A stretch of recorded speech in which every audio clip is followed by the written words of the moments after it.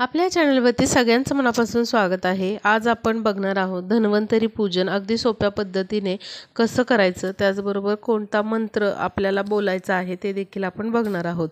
तर 2023 मध्ये धन्वंतरी पूजन किंवा धनतेरस किंवा धनत्रयोदशी आलेली आहे शुक्रवारी, म्हणजेच 10 तारखेला धनतेरस आलेले आहे। तर धनतेरस दिवशी आपल्याला धन्वंतरी देवांचं आणि माता लक्ष्मीचं पूजन करायचं असतं। तर हे पूजन कसं करायचं आणि कोणत्या महत्त्वाच्या गोष्टींचं पालन आपण करायचं ते बघणार आहोत। तर बघा, कोणत्याही पूजनाच्या आधी आपल्याला दीप प्रज्वलन करायचं असतं। तर आधी दिवा आपल्याला प्रज्वलित करायचं आहे। दिव्याचं देखील पूजन हळद कुंकू वाहून करायचं आहे आपल्याला, आणि पणत्या आपल्याला लावायच्या आहेत किंवा एक तरी पणती आपल्याला प्रज्वलित करायची आहे। आता पाट किंवा चौरंगावरती लाल वस्त्र अंथरा किंवा पिवळं वस्त्र अंथरा, नवीन वस्त्र असावं।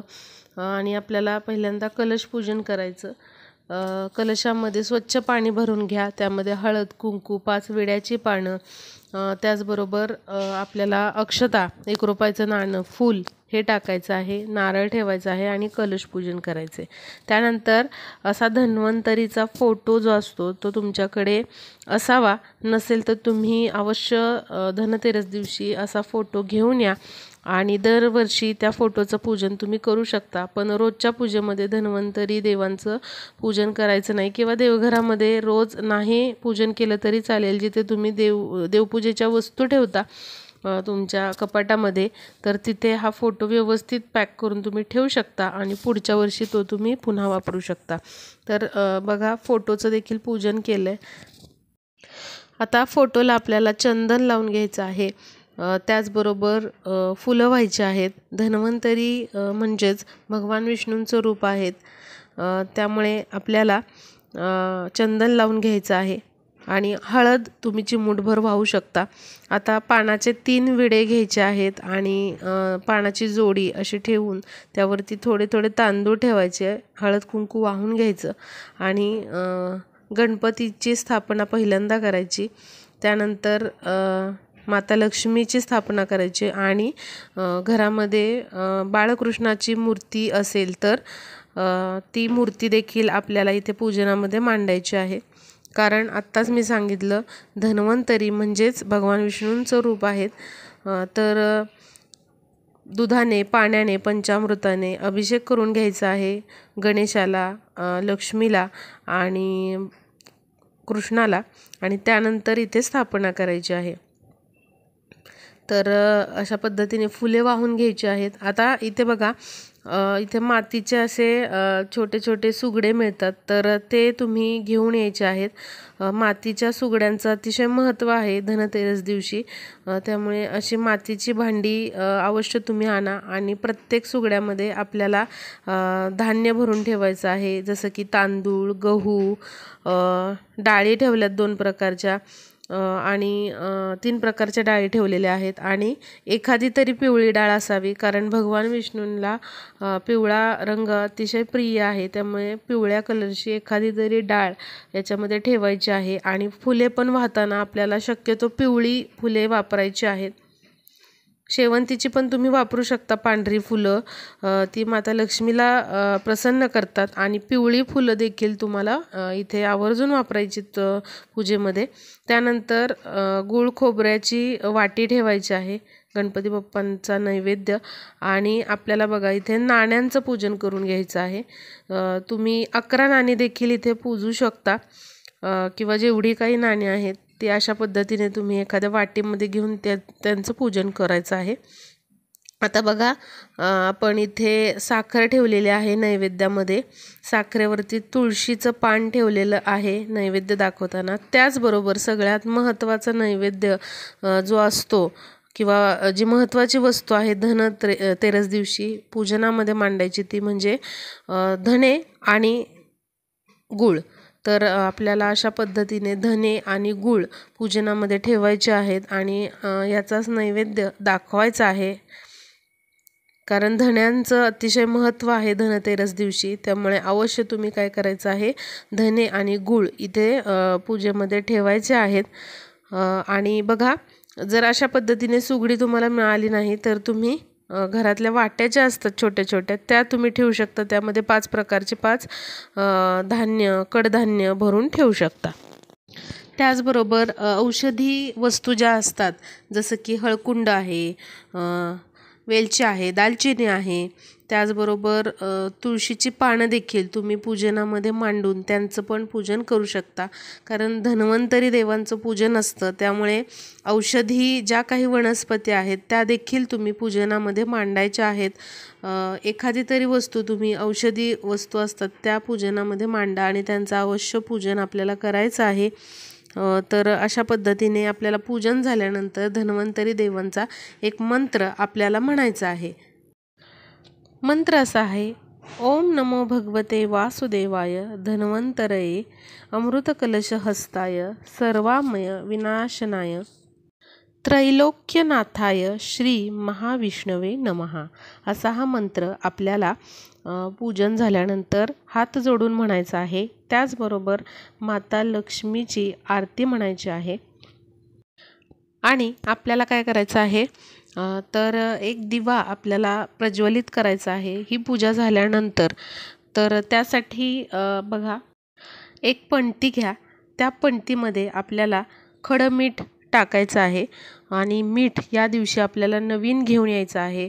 जरी तुमच्याकडे मीठ असेल शिल्लक तरी देखील धनत्रयोदशी दिवशी मिठाचं नवीन पॅकेट तुम्हाला आणायचं आहे. आणि खडे मीठ आणू शकता तुम्ही, छोटं मीठ आणू शकता, कोणतंही आणू शकता.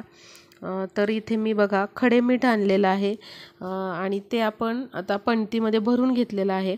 आणि त्यावरती आपल्याला अजून एक पणती प्रज्वलित करायची आहे. त्यामध्ये तुम्हाला तूप वापरायचं आहे आणि असा हा मिठाचा दिवा जो आहे तर त्याचं आपल्याला पूजन करून घ्यायचं आहे. हे पूजन झालं की लगेचच मिठाच्या दिव्याचं पूजन करायचं आहे आणि माता लक्ष्मीला आपल्या घरामध्ये नेहमी वास करावा म्हणून प्रार्थना करायची आहे.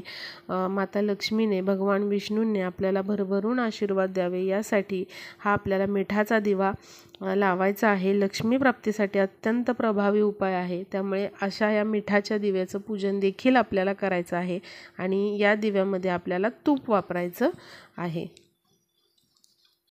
कारण मीठ हे जे आहे ते लक्ष्मीकारक आहे. मिठामध्ये लक्ष्मी वसते, तिचा वास असतो. त्यामुळे आपल्याला या दिवशी मिठाचं पूजन अशा प्रकारे करायचं आहे. हे जे मीठ आहे ते नंतर तुम्ही फरशी पुसण्यासाठी वापरू शकता. त्यामुळे अवश्य तुम्ही असा हा मिठाचा दिवा धनत्रयोदशी दिवशी लावायचा आहे. आता बघा, असं हे मिठाच्या दिव्याचं पूजन झाल्यानंतर पुन्हा आपल्याला काय करायचं आहे, एक ताट घ्यायचं आहे. मग ते पितळेचं घ्या, चांदीचं घ्या, कुठलंही घ्या, फक्त प्लास्टिकचं घेऊ नका. त्यावरती कुंकवाने स्वस्तिक काढा आणि स्वस्तिकच्या दोन्ही बाजूला तांदळाची रास करायची आहे. थोडे थोडे तांदूळ टाकायचे आहे. त्यावर हळद कुंकू व्हायचं आहे. मध्ये 1 रुपयाचं नाणं ठेवायचं आहे आपल्याला.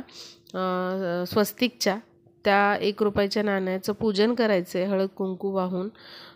आणि तुमच्या डाव्या हाताला तुम्हाला तुपाचा दिवा लावायचा आहे आणि उजव्या हाताला तेलाचा दिवा लावायचा आहे.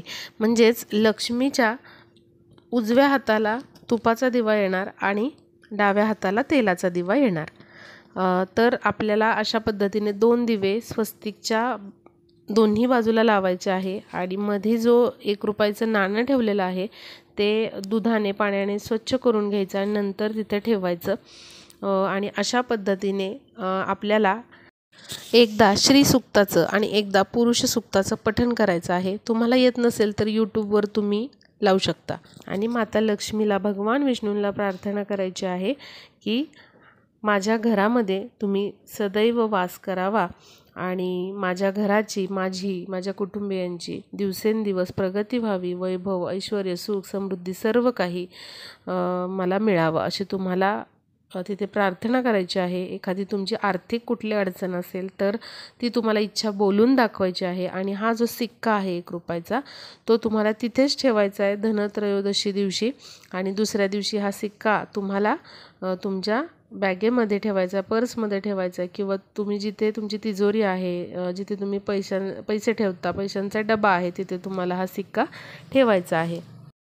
वर्षभर आपल्याला कधीच आर्थिक नुकसान या उपायामुळे होत नाही किंवा मग आर्थिक टंचाई होत नाही किंवा मग अन्नधान्याला कधीच कमतरता आपल्याला पडत नाही किंवा प्रत्येक गोष्टीमध्ये आपल्याला यश हे मिळतं. त्यामुळे हा जो 1 रुपयाचा कॉईन आहे तो तुम्हाला प्रत्येक महत्त्वाच्या कामाला घेऊन जायचा आहे बरोबर. आणि एखाद्या शुक्रवारी तुम्हाला हा कॉईन घ्यायचा आहे आणि हा कॉईन तुम्हाला हातामध्ये घेऊन एकदा श्रीसूक्त आणि एकदा पुरुष सूक्त म्हणायचं आहे आणि पुन्हा हा कॉईन तुम्हाला माता लक्ष्मीसमोर ठेवायचा आहे शुक्रवारच्या दिवशी आणि पुन्हा तो सिद्ध करून तुम्ही तुमच्याजवळ ठेवू शकता.